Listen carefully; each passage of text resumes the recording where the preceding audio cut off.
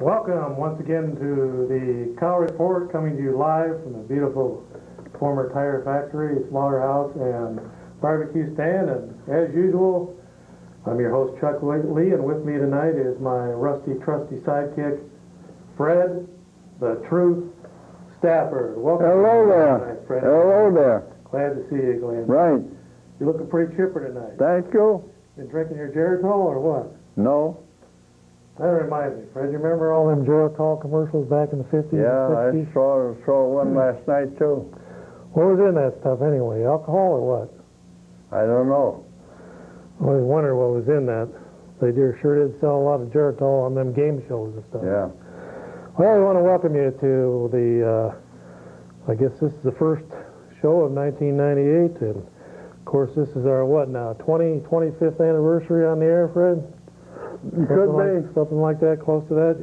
No. One of these days we'll have to add them all up, and of course we have our pyrotechnical engineer, Roy Rogers Hoff, on the other side of the camera there and in the engineering room, working his magic there, and I think everything's working now, isn't it, Roy? Yes. We're on the air, and if we're not on the air and coming through loud and clear, give us a call and let us know. And of course, Roy will be putting up the number. We do take calls since this is a live program. We take them as they come, and we have our battery of beautiful babes out there in the other room that are just waiting for your call, and we can always call up more. Girls come in and answer the phones if we need them, but we usually start with about 10 different phone lines, so we always have plenty of lines to take calls, and boy, oh boy, as usual, Fred, we got a lot to talk about tonight. Yes. And exactly what do we got to talk about tonight? Well, I see here in the Wanderer, which is a St. Paul newspaper, a Catholic paper, the global warming negotiated in Kyoto, Japan, by the Gore administration is in a scheme. Huh. No, in a scam. Oh, yeah. All right. Well, It's nothing more than an educated guess. that's par for the course, Fred. Well, you know, Freddie, I see that as you and I have been discussing the last couple of days, that global warming is nothing but a bunch of hooey. There is no such thing as global warming. Who's the former governor, Ray was her name, that wrote the books on the phony environmental movement? She just died here in the last couple of years. Dixie Lee Ray, was it? Yeah. Well, she was governor of Washington State or somewhere? Yes. And she wrote a book on the... So I had two of their books, and they're out of my library now because I don't have it no more. She wrote a glowing report on the phoniness of a lot of this environmental movement, and most of it's, like Rush Limbaugh says, follow the money. Most of it's tied into money and grants, and right. And so you have to create a problem, and then you have to get this big hunk of money to fix it. Yeah. That's the way the socialist left-wing radicals work in this country. Yes. They create a problem, and then they beg money from the taxpayers to fix it. And we've been on that merry-go-round for about 35 years, starting with John F. Kennedy went into it in a great big way in January of 1961. And it still seems to be going on to a certain extent, Fred. It's just one of those things that's kind of like a golf ball working its way through a snake. It takes a while to get through there. Yes, sir. But usually after a snake swallows one golf ball, he doesn't want to swallow another one, and that's kind of the way America feels after swallowing this left-wing radical baloney and hooey. Yes. The golf ball has finally worked its way out. Yes. And the budget's almost balanced for the first time in what now, 100, 150 years? Yes. Almost balanced. So hopefully it'll be balanced, and then we can get the big anticipated tax break of 1998. All right, well, Freddie boy, to tell you that the golf ball is still working its way through the snake locally, though, I see here where the city is going to build a $1.94 million soccer complex. And I see here where the, well, you remember when the the Eau Claire County Board was trying to build a fairgrounds out there at the, they wanted to get all these millions of dollars to build a fairground. And so the, what's that one group that throws the, that rolls the stone down the ice there? Right. Curling club. The local curling club threw in $5,000 or $10,000 towards this multi-million-dollar complex.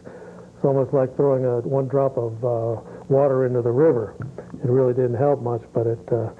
So I see here where the curling club is going to throw in $250 to get the soccer field off the ground, Fred. This $1.94 million soccer club. Boy, that'll get her going. Mm-hmm. You know it? Yes. Taxpayer will be stuck for the other 1.9399750 there. All right, so there you have it. So the egg is well and alive inside of the snake of Eau Claire County. Yes. So now we're going to build a $2 million soccer field with taxpayers' money mostly. I guess I do have to. They have one over there on Stein Boulevard. Yeah, I know. This one here is quite the outfit, though, Fred. It's going to be 9 soccer fields, 5 full-size and 3 youth-size, and 1 field surrounded by a 2,000-seat stadium. That's all we need now is a bunch of drunken British coming in here and getting in fights with the Irish on the soccer field. And people getting hauled off to jail for getting drunk watching soccer out there and fighting. I don't think so. Yeah. Well, when they have the World Championships here, you'll see.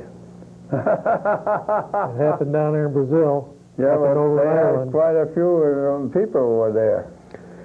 All right. Well, Fred, this is quite an undertaking here. It's down there. It's right down there about where you live, Hamilton, corner of Hamilton That's and right. Craig Road there. They already have some of those fields laid out Now, already. is that all part of the old landfill there, Roy? The old contaminated landfill there? No. With those hundreds of tons of contamination from some of the local industries, with all the heavy metals seeping into the water we drink? No. Oh, that's the wrong one. Excuse me. All right. Just wanted to check there. Okay, well, getting back to other business here, ladies and gentlemen, we thought that we'd knock down this school referendum, and then,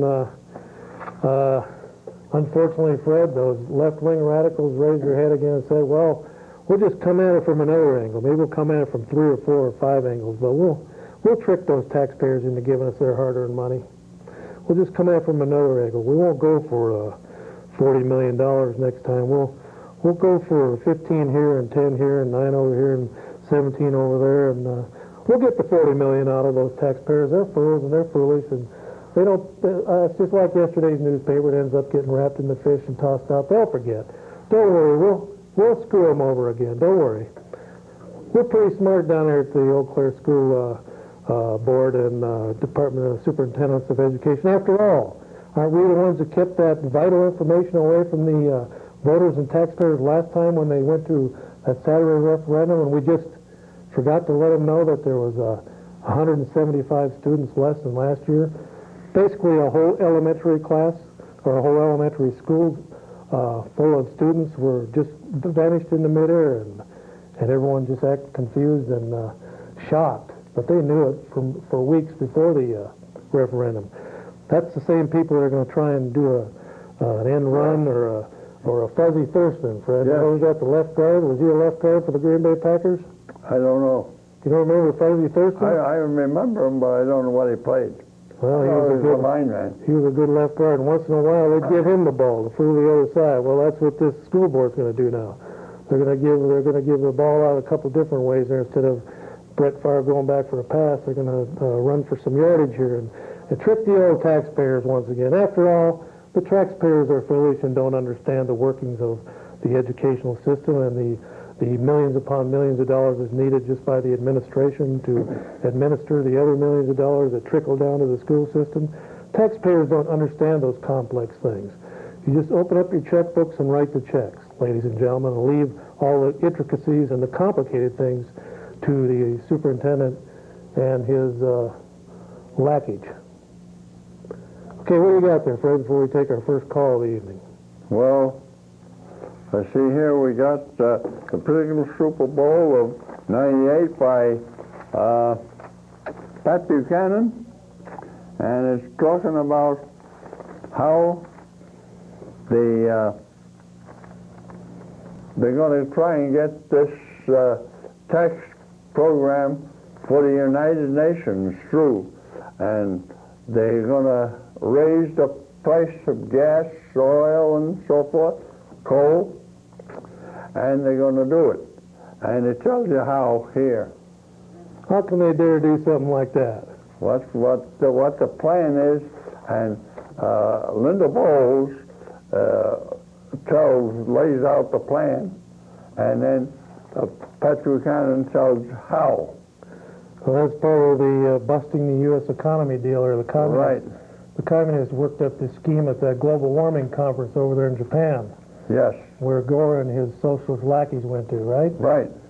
Yeah, well, I'll tell you, they got news coming. The Republican House and Senate already told them that that's dead on arrival. It's not going anywhere. They're not going to bust the economy just so Al Gore can look good 3 years from now. Yes. So that's all to that. So ladies and gentlemen, don't worry about that. We're not going to let them take away your lawnmowers. They already took away leaf blowers out in Los Angeles today. Yes. If you didn't hear about that, those are outlawed now. The next thing they're going to do is they're going to take the lawnmower out of your yard. And Gore is personally going to come around and check the muffler on every one of them. Go ahead, caller. You're on the air. Yeah, this is Mark Lyda. That's all right. You don't have to give your last name. We're not taking names and numbers. Oh, all right. Besides that, you probably want to be careful giving your name because Yeah, that's true. Somebody might not like my opinion or something. right, the local FBI or somebody might write it down. But hey, Yep. how about the Packers yesterday? What did you think of them? Well, now that the Vikings are out of the way, I guess I can support the Packers. You're a Viking fan. I got a couple Viking fans here. Well, there's a lot of closet Viking fans in Eau Claire, thousands of them. I know. It's only, 80 miles from the border. I know. What about Bear fans, though?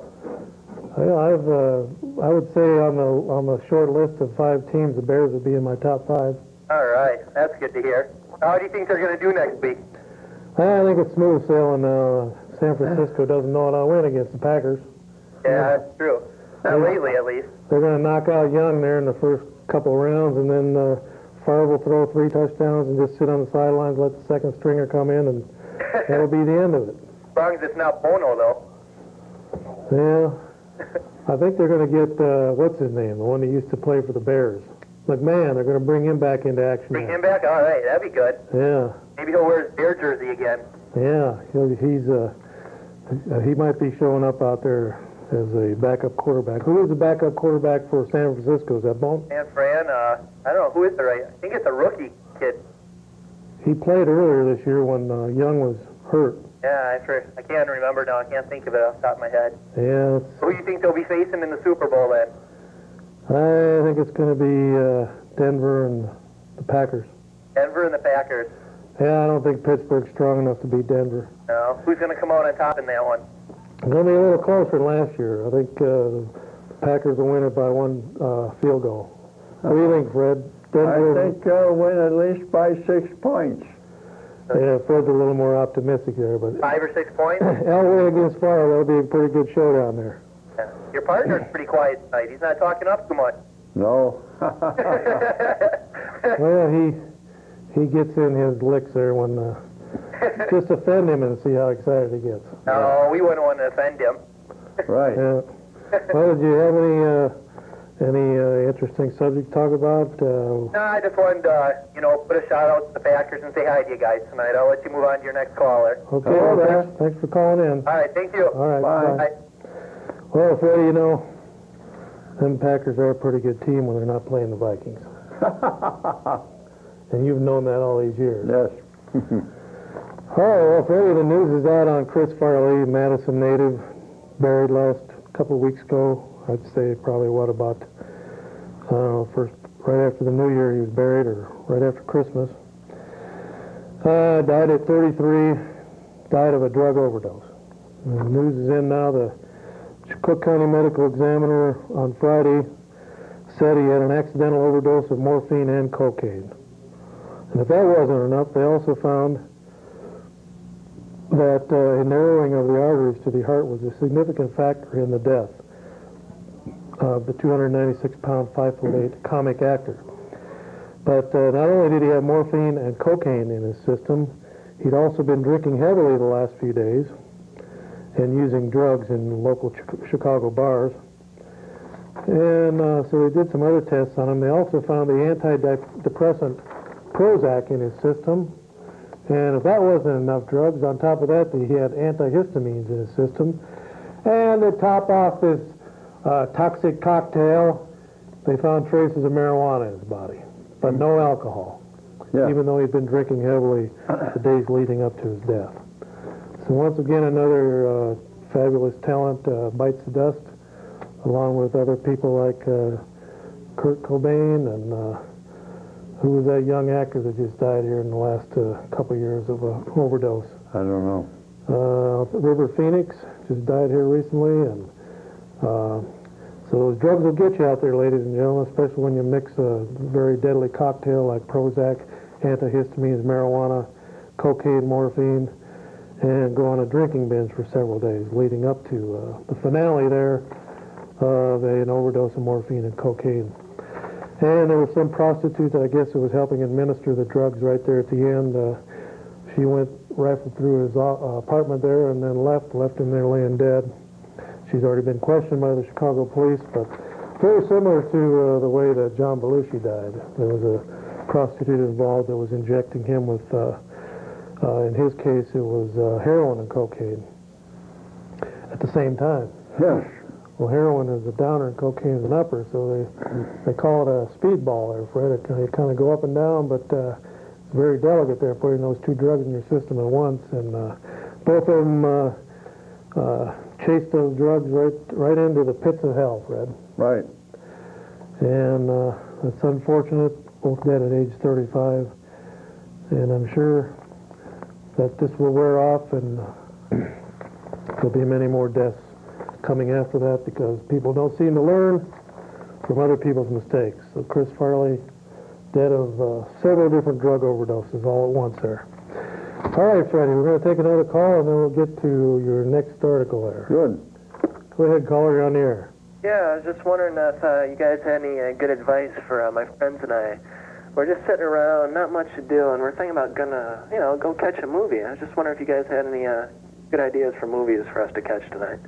Okay, Fred, what's one of the best movies you've seen lately? I haven't seen any. Oh, you sit in front of the TV 23 and a half hours a day. I don't. Fred sits down at the Legion all the time. I see him down there every night. I know. Yeah. He takes a warm bottle of Flavin Pop. There's one of them coffee cans. They put it on the old stove. Yeah. Fred, That's the way they do things up in the north here. Instead of drinking a cold beer in the wintertime, they heat them up. Well, Fred takes his bottle of Flavin Pop and gets it up there about 93.8 degrees, and then he just guzzles her down. well, we already seen Titanic, so you can't recommend that, but we're looking for other ideas here. Any good recommendations? Yeah, This Boy's Life. What's that? This Boy's Life, Robert De Niro and Leonardo DiCaprio. Oh, okay. 1993. You can check it out at the video stores. It's a very good movie. How about any out at the theaters right now? Well, I usually wait till things come out on video. See. And but I've seen where The Postman is becoming a flop for Costner. His second one, not in a row, but he's had two major flops in his career now: Waterworld and The Postman, which cost about $90 million to make, and I think it's so far grossed about $8 or $9 million, and it's sinking fast. So they're hurting there. Of course, Titanic cost close to $200 million to make, and they're at the $160 million mark, and so 40 more million, and they've recouped their money. Of course, then the worldwide viewing rights on that, and then going into videos later on, that's already going to be a moneymaker. But it looks like this Postman, even though it might be a good movie, has turned into a flop. I guess Woody Allen's latest picture, I don't know if it's made it to this area yet, but it seems to be getting good raves, and also Wag the Dog with Robert De Niro and Dustin Hoffman. That looks great. Well, hey, I just wanted to say, you guys, I really love your show, and I wanted to say hi to two dorks out there, Kirsten and Jesse. So Jesse's leaving from Mexico, so Eau Claire and the rest of us are all going to miss her. So. What is the spring break already coming up? Yeah, well, I think she's being deported, but I'm not sure. So anyway, I just wanted to say hello to those two guys, and I really like you guys' show, and thanks a lot for having me on. Okay. All right, take care, All guys. right. Okay, well, there, Freddie, there you have it. Another satisfied customer. Well, you know, Fred, you're one that's always out there looking for a good investment. Everybody should put away, you know, the stock market, everyone's giddy and everybody's excited about the low interest rates now. I guess the 30-year bond has hit the lowest mark in about 4 or 5 years. And interest rates are down right now. People are talking about, once again, refinancing from those really outrageous days where interest rates on a lot of people's houses were 9, 10, 11%. They were able to reduce those and refinance at 7, 8, 9%. Well, now the bonds are coming down again, so this might be another window of opportunity for those of you who are still stuck with 9, 10, 8, 9, 10, 11% interest rates on your mortgages to get in there in the next few months and possibly have those rescheduled downward. But it's always good to have a little bit of gold stacked away. And the United States government, thanks to President Richard M. Nixon, freed up gold and silver, a little more. Well, silver was already free, but they freed up gold, so we were allowed to let it float at its proper price. It's around $290 an ounce now. But you can get a beautiful legal tender coin, several of them. 1 ounce, 1/2 ounce, 1/4 ounce, 1/10 ounce. Beautiful 100%, well, actually 9.999 gold. I've got a brochure here. Comes from the U.S. Mint. But there's nothing like holding on to a little bit of gold there. And got a safety deposit box. You ought to stick away maybe 5 to 10% of your holdings into gold. And here's some gold there. Doesn't that look pretty? And the other one is the American Eagle. Silver bullion, 1 ounce. 0.99 solid silver there. Another beautiful American legal tender coin put out by the United States government, U.S. Mint. Should always have a little bit of gold and silver stacked behind there, because when the butcher and the baker and the candlestick maker are talking about the stock market, you want to start worrying. Too many people are getting in, and you can have these kind of like an earthquake where the earth all of a sudden drops like that. You have these drops where you lose 200-300 points in a day, and if that catches on, we've seen what happened in the Far East in the last few months. Some of these economies are wiped out so bad that even some of the factories in South Korea, like the major car manufacturers in South Korea, had to shut off their assembly lines, Fred. They couldn't pay for their parts and for wages for their laborers. But they're having trouble in Singapore and Taiwan and Hong Kong and Malaysia and South Korea, some of those other, Indonesia, some of those other countries over there. All those eastern tigers, they call them, are having trouble here the last few months. And I guess now it's starting to trickle into Europe, and it's affecting China and the Russian stock market. So hopefully we can get that under control with the worldwide loans or whatever it's going to take to stabilize that situation, so that flu doesn't make it over here to the United States and cause some major financial and economic disasters in this country. So that's why I said put a little bit of that money that you're making now in these heady and high-minded and high-flying days of the 90s here, the late 90s. Put away a little bit of that money in not only your 401k, but look for a 401k that'll take gold and silver or mining stocks. Put a few points, a few percentages of your money into that also. Don't put all your eggs in one basket. Go ahead, caller, you're on the air. Yes, Chuck, how are you today? All right. Hey, I'm wondering what your comments would be on the article in the paper this weekend about a particular councilman Sheridan not understanding the stormwater utility that he so happily voted on and passed. A man with 30 years experience in education and administration, sits through a year and a half of meetings, and then when he starts realizing that he's lacking a little support in his re-election campaign, all of a sudden wants to throw something back on the stove and discuss it again. Well, you know, are you familiar with this stormwater deal? It came down from the state legislature, didn't it? Yes. Well, first of all, maybe we ought to build a fire under Zine and Krybeck and the governor and ask why in the heck was it signed into law? Well, I couldn't agree with that more, but I just like, you know, your comments and your thoughts on, you know, how someone like this with all this experience he has and supposedly all this knowledge can all of a sudden just, you know, plead ignorance and try to, you know, get back on my good side so that I can cast a, you know, a vote yes for him come April. And, you know, this electioneering and this campaigning that's coming up already is, you know, it started before the papers are even due. And I would just like you guys to realize that we need to start turning our focus on that election that's going to be coming up in April. And, I wonder if anyone's taking papers out besides Roy. well, as of today, only 2 people have actually turned them in for the city council, and only 2 people have turned them in for the school board. So there's also a real, you know, lack of interest. You know, for a lot of different reasons. So, Only 2 people? Well, there's several that aren't even running on the city council. no, there's only 1. Larry Wright's not running? Yeah, that's the only one.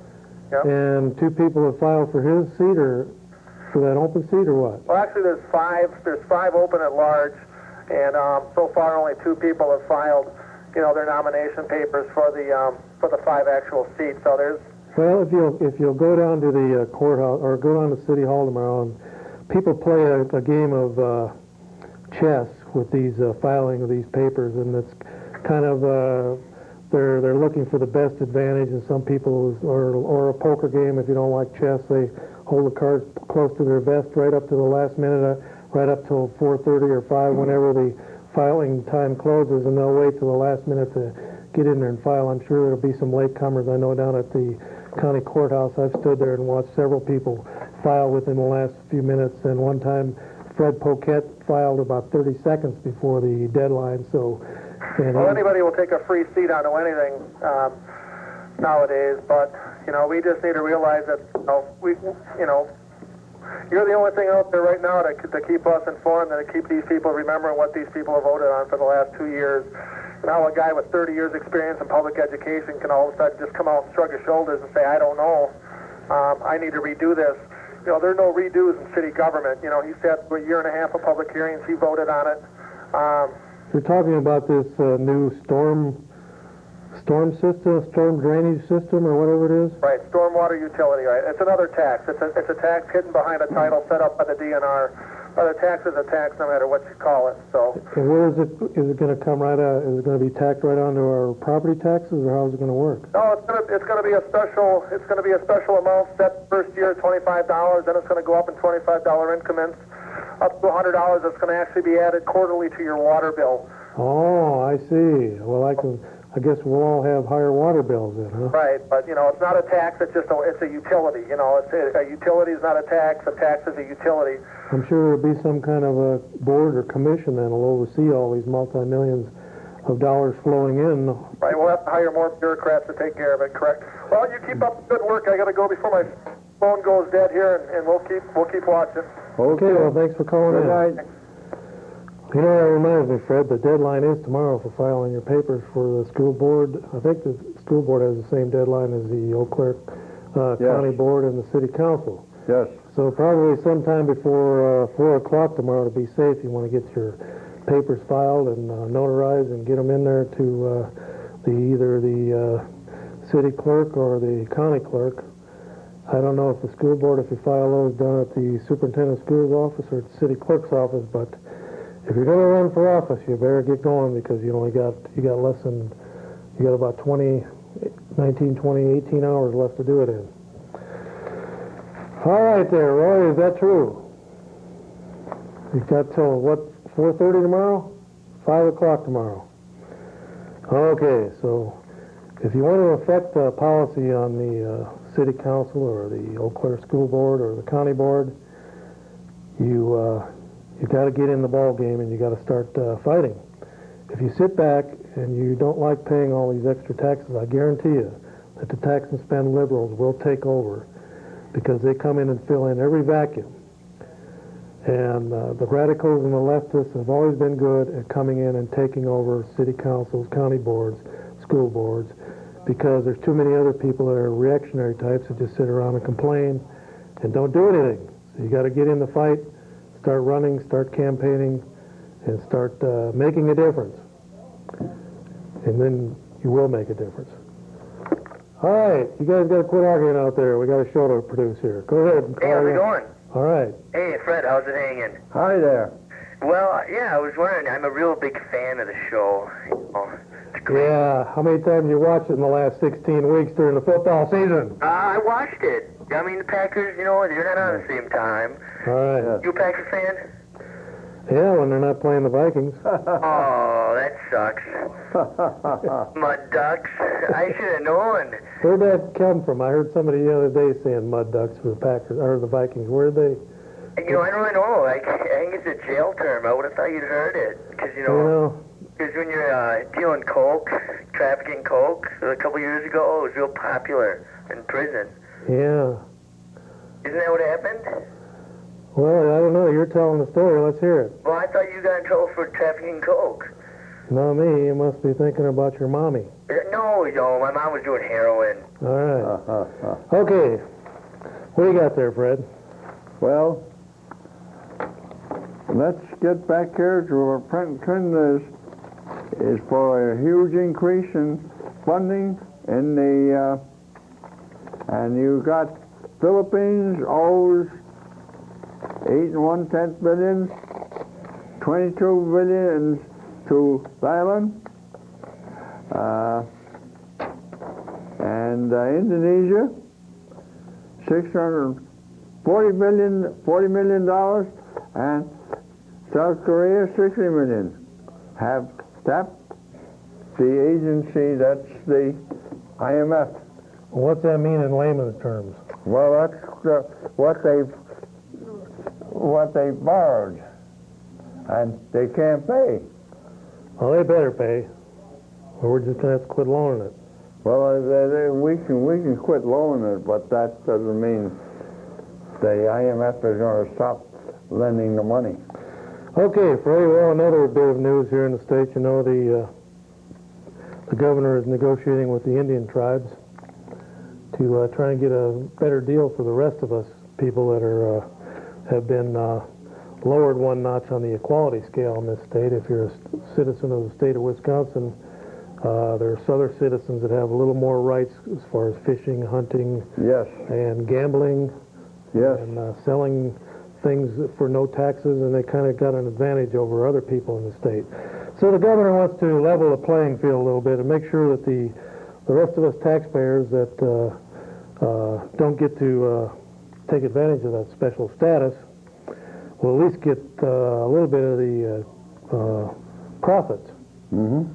So that we can do things like build roads to these casinos and beef up our police forces so that we can protect all the banks that are being robbed and all the convenience stores that are being robbed, and so that we can help with the homeless shelters for the people that spend all their money in the gambling casinos and lose their house and home, and so that we can also pay for the child abuse and the court system and the divorces and all of that which gets added up, and of course also the other things that gambling affects, like buying food and clothing for your family if you're taking that, if you're a gambling addict, and running to the casino and blowing your whole paycheck, or if you quit getting a paycheck, or you get to be such an addict that you start robbing or stealing or doing whatever you have to do to keep your habit going. So anyway, Thompson is trying to level the playing field a little bit here and get a little more of that gross revenue. A legislative audit last year showed that tribal gambling operations in the state had revenues after prize payouts of about $680 million from June of 95 to June of 96. That's $680 million. And the figures are only half in for the fiscal 97 year, which is July 1st to June 30th of 98. But they're already on a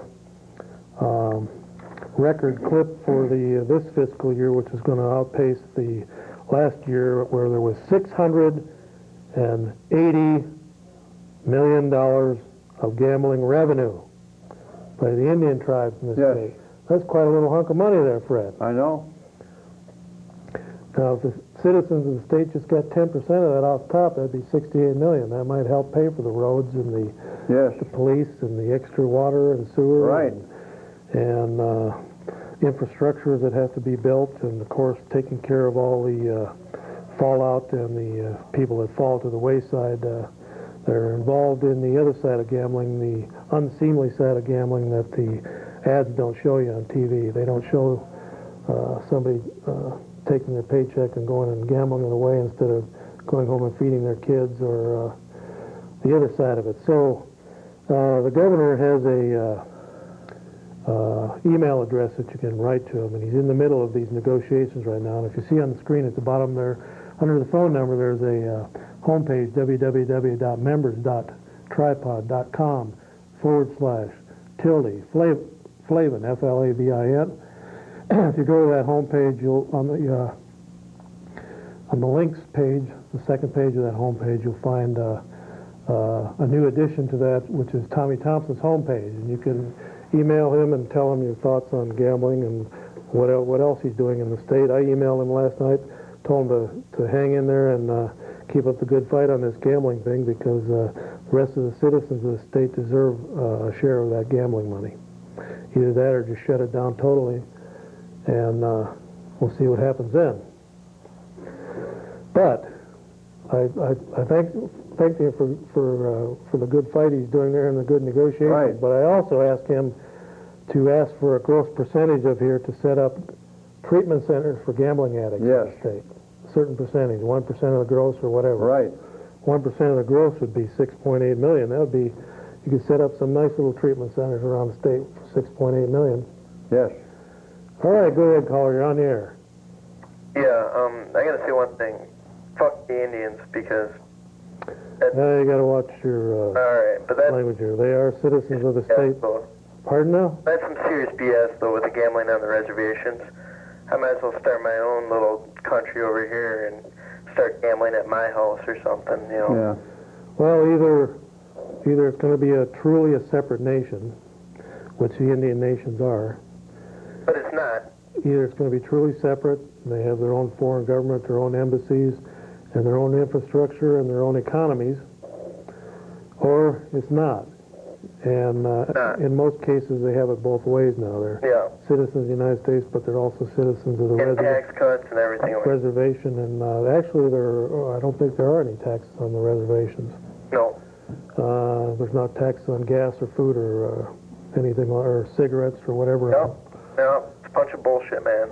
But it's just something that needs to be worked out, and there's enough people complaining now that the governor is standing up, taking notice, and he's going to say, hey, this thing has bloomed into almost $750 million industry. Mm-hmm. We want our cut, or you're not going to function anymore in this state. I think when we were handing out those blankets with smallpox before, we should have killed them all off then. Well, those days are over now, and we've buried the hatchets, and there has been some treaties. A few of them have been broken, but I would say $680 million is paid back for some of them broken treaties. Yeah.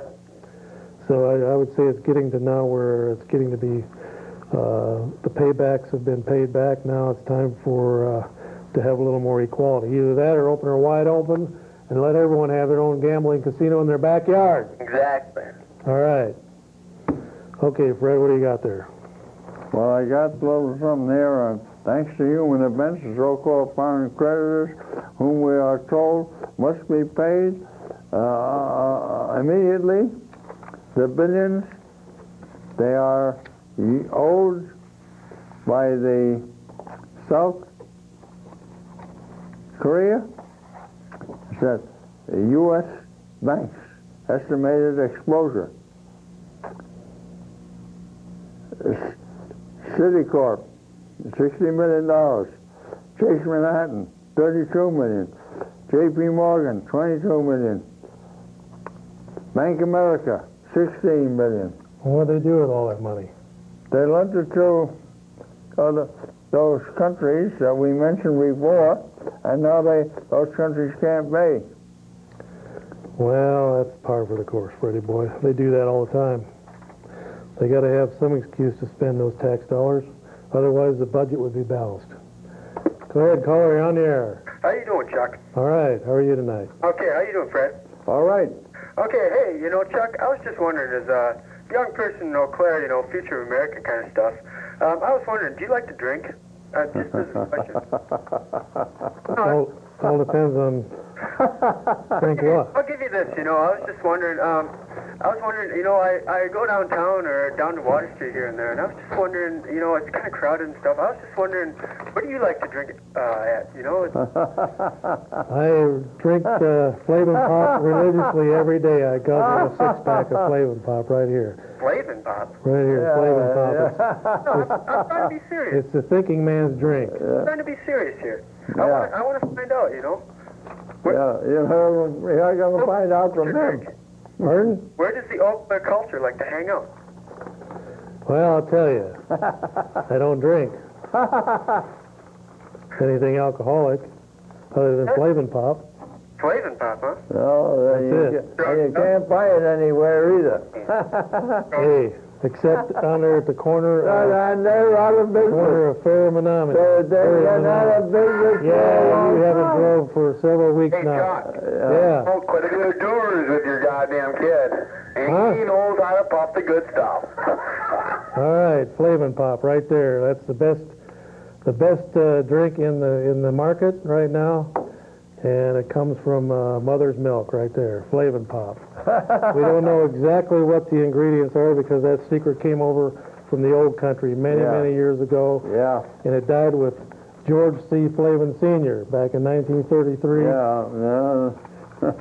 And nobody knows the ingredients unless Well, nobody can for buy the it last either. 65 years. All right, we're going to take another call here in a minute, but first, Jesse Jackson is getting into the fray here on the Ron Brown investigation. Of course, I'm sure you've all heard by now that when Ron Brown went to Bosnia a couple years ago on a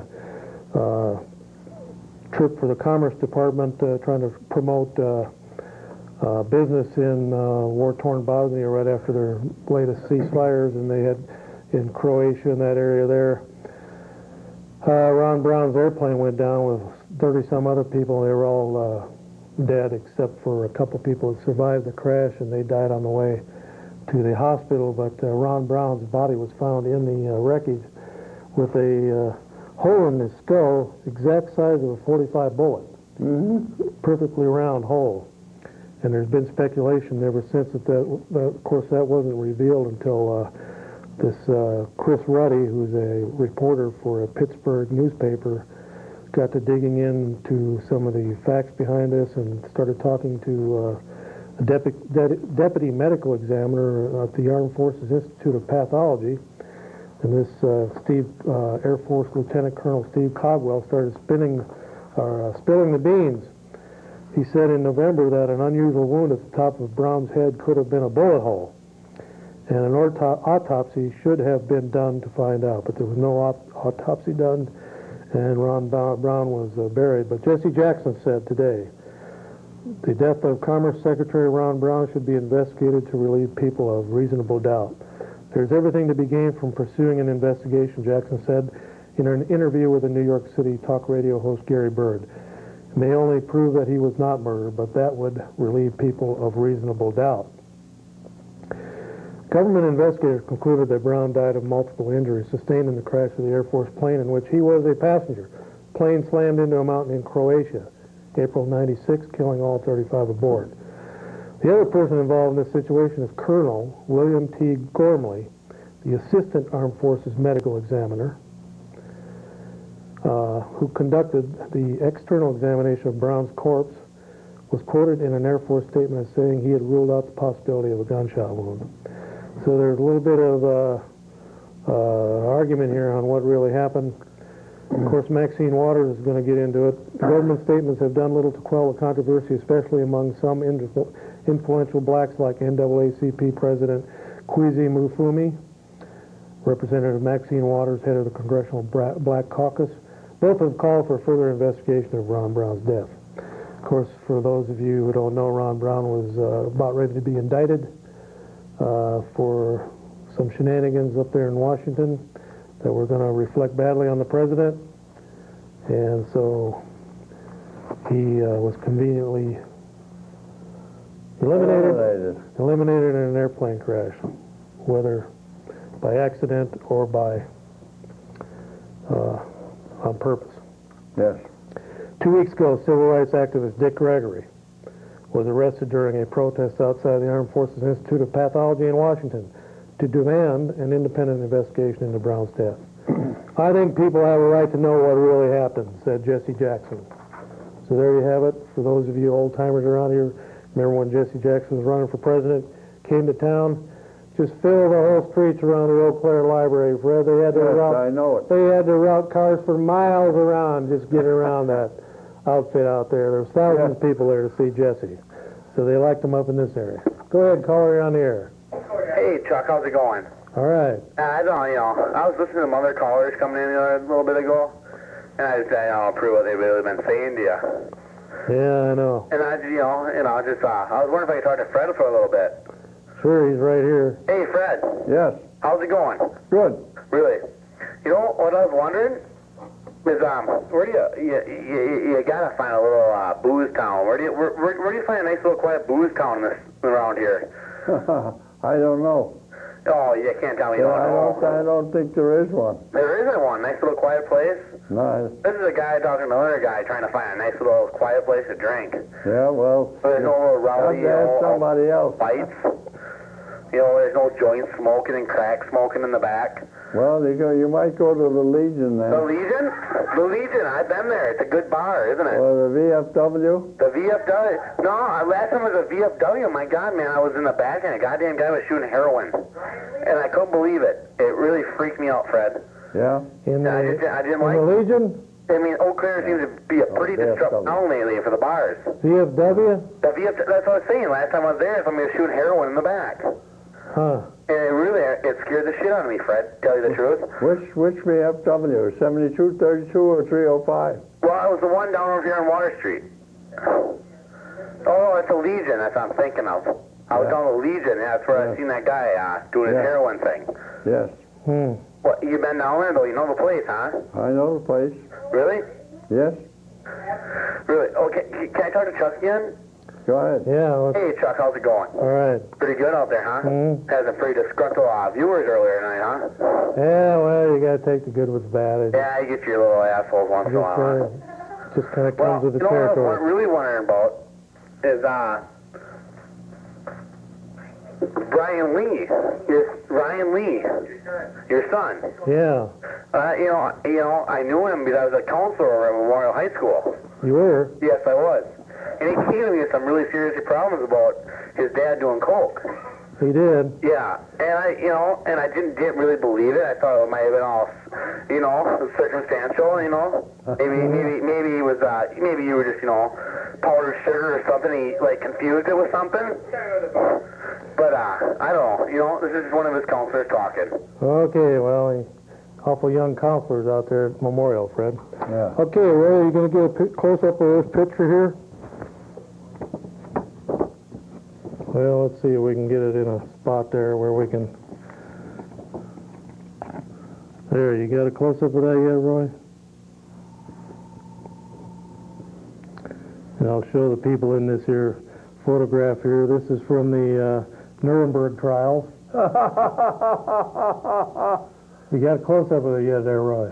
Roy's working on getting the close-up of that, and we're going to show some people that met secretly during the Nuremberg trials, and there they are. They were, these are the people that cut up Europe after World War II. Who's that handsome devil over there, right there, Fred? Where? That guy right there. That's me. All right, okay, right next to Fred there is Ricardo Montalban. Then one of those women in there is Isabel Perón. And that other woman there is right there, that's Hermione Gingo. Of course, that one guy in the back there, he's the brother of Howdy Doody.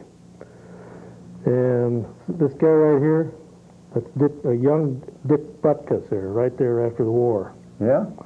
And this group here met there in, was it Casablanca? You guys met right after the war there and that was carved up Europe. That was back in the 60s. course, this guy right here in the middle, it's a young Fred Pocat, right there. That's A local not, county board that's member. not him. Okay, so there you have it. All right. The Catholic War Veterans Convention, National Convention. Okay, Freddie. Well, you know, there's a mystery disease coming out of Kenya, and they're sending specimens over here to the United States to see what it is. This is dated right after Christmas. Specimens of a mysterious disease that apparently have caused scores of Kenyans and livestock to bleed to death are being sent to the United States and South Africa for analysis. Peter Tukai, a virologist at the Kenya Medical Research Institute, said the U.S.-bound samples were being sent to the Centers for Disease Control in Atlanta. He was unsure where the South Africa-bound specimens were headed. Most likely over there to, what's his name? Who runs South Africa now? Over to his personal lab there. It's headed by his wife. I know. What's her name? Winnie Mandela. Yeah. Winnie Mandela's Center for Disease Control there in South Africa. The sample includes tissues from various parts of victims' bodies, their stools, and blood. Local reports say up to 217 people have died from the disease in flooded villages around Garissa, 140 miles northeast of Nairobi. Doctors have been able to confirm only 3 deaths. But some of the symptoms, this is striking both cattle and humans, Fred. Yes. High fever, diarrhea, vomiting, and bleeding from the nose and mouth have been described as symptoms suffered by the human victims. The afflicted livestock also experienced external bleeding. So it's some investigators saying it might be anthrax, but they don't know for sure. One family, 5 members of one family who died from the disease within 24 hours had 196 goats that apparently died of the disease before they died. So it's struck their goats, and then all 5 members of the family died. So hopefully something like that's not going to get loose in this country, Fred. One. We already got that Hunter virus over here. Yeah. All right, we better take another call here. Hopefully this one will be a little more non-controversial. Go ahead, caller, you're on the air. Well, what's the point of your show? Pardon? What's the point of your show? If you want truth, justice, and the American way, continue to watch the Cow Report. It's the only place in Eau Claire where you can get the unvarnished truth, and it's the only place where you won't get the left-wing radical political line that's spewed out from ABC, NBC, CBS, and your local radio and TV stations. Here you will get the truth and nothing but the truth, so help you God. You got a Bible, Fred? Yes. All right, and if you want to know the truth, just ask Freddie Boy. I got several. He's been around for 81 plus years, right? I got several Bibles. All right. I have another question. Why do you have a Ford sign on your necklace? Should have a Chevy sign. I was going to say it's either that or Chevy. You know, this here is a genuine badger hat there too. Badger is the state animal there. Of course, this badger died over in Minnesota, roadkill, and was made into a hat by my brother, but that's an actual badger there. And you wear it on your head. Yep, and Freddie feeds them right after the show. I don't feed them. So don't move until the show's over. How do you feed him when he's dead? Well, who said he was dead? Look at him. The whole thing's still up there. Yeah. He's just resting. He's been in show business for many years. He knows how to rest.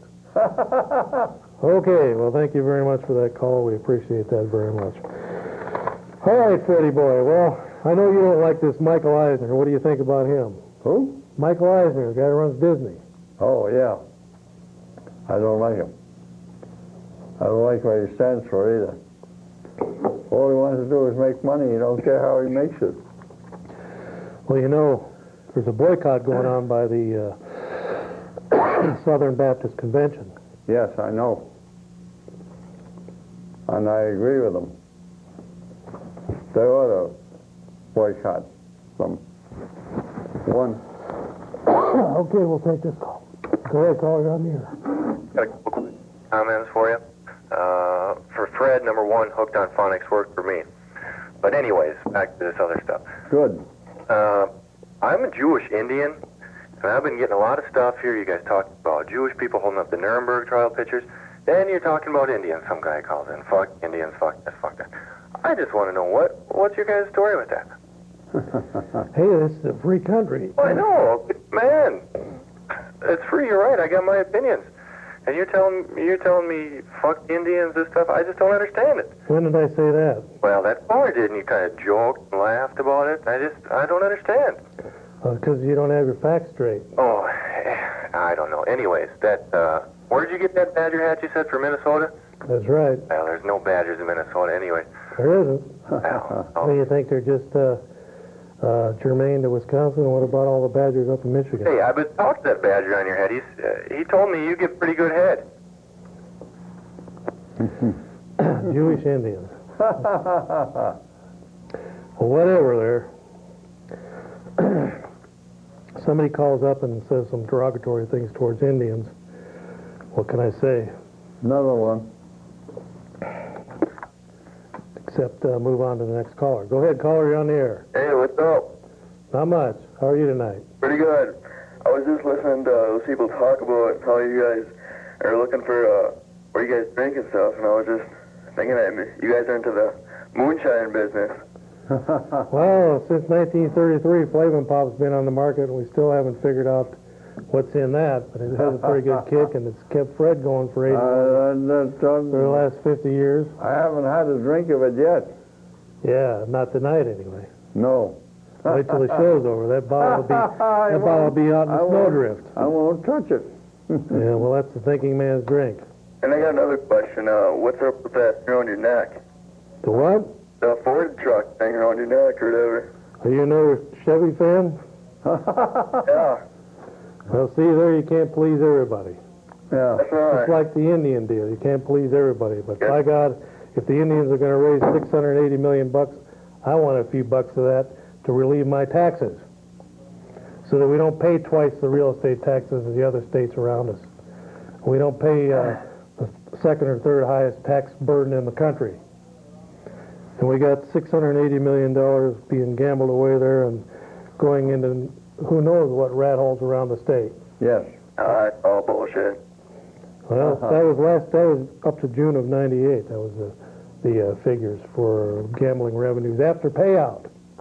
It's a lot of dough. Yep.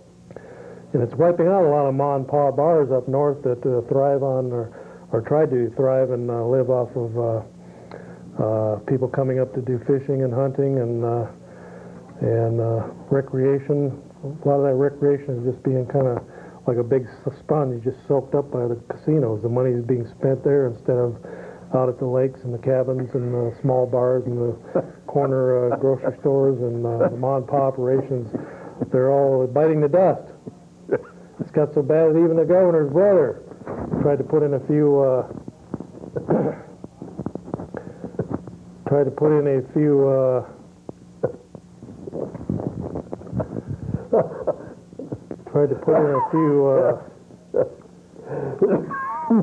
casinos in there, gambling devices in his bar.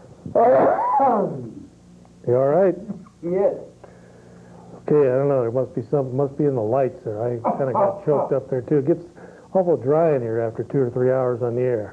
Go ahead, caller. You're on the air. Yeah, I'm hoping to know what's going on with that Indian welfare shit. I don't know. Yeah, what about the schools, boy? What's all that about? Schools? Yeah, you know, at the casinos, they're paying them to play bingo. You think that's a good idea? I don't know. It sounds like a pretty wild deal there. Well, anyway, there, Michael Eisner there, he's what did he get, $50-60 million last month? I don't know. On his yearly salary. Anyway, he says that Southern Baptist boycott ain't hurting Disney one bit. He says that the company had record revenues of $22.5 billion in '97. Yes. So if you Southern Baptists are going to start boycotting, you better get with it there and quit buying all them things at Christmas made by Disney. Yes. And quit watching all those Disney movies and buying all those Disney videos. If you're going to boycott, boycott. Otherwise, forget it. Yes. Because he's just laughing at you, saying that you guys aren't going to stop him. He's going to continue to put out the poison in his movies, and the Southern Baptists aren't going to stop him. That includes the two biggest Southern Baptists, Al Gore and Bill Clinton. Yeah. The two biggest Southern Baptists from the Southern Baptist Convention. Yes. Two Southern Baptists, president and vice president. Yes. You ever heard of such a thing in this country, Fred? No. I haven't either. Go ahead, caller, you're on the air. Fred, I want to compliment you on your Badger hat. You watch the Badgers this last weekend? You bet I did. You bet. You're looking good. What do you think about Georgia? Yeah, they're pretty good. And what about the state, though? Yeah, The Mason-Dixon. You better watch out. Keep your pants tight. that's right down there by that's where Newt Gingrich is from. And of course, there's Newt right there, Speaker of the House. Yes. Roy. There's Newt over here. Roy's going to get him on there. There's Newt right there, and on the other side is Dick Armey, Yes. the Lieutenant Speaker of the House. Okay, well, it looks like there's another 2 hours and 37 minutes went by. Boy, time goes fast when we're having fun here on the Old Cow Report. So we appreciate your tuning in once again tonight. Thanks for all the interesting calls, and the opinions of the people that called in are their own, and other than trying to do a little bit of censorship on the air, people have their rights to their opinion. Go ahead, caller. You got 10 seconds. What do you think about that Sting Hogan operation in WCW wrestling? Hulk Hogan. Well, Fred wrestled him back in '43 and just beat the living crap out of him. Well, thanks a lot for tuning in, and we'll see you right here on the Cow Report next time. I've been your host, Chuck Lee. With me is my rusty, trusty sidekick, Fred the Truth Stafford, and the director is Roy Rogers Hoff Sr. Don't forget to vote for Roy in the County Board elections coming up this spring. Adios, amigos, and amigettes.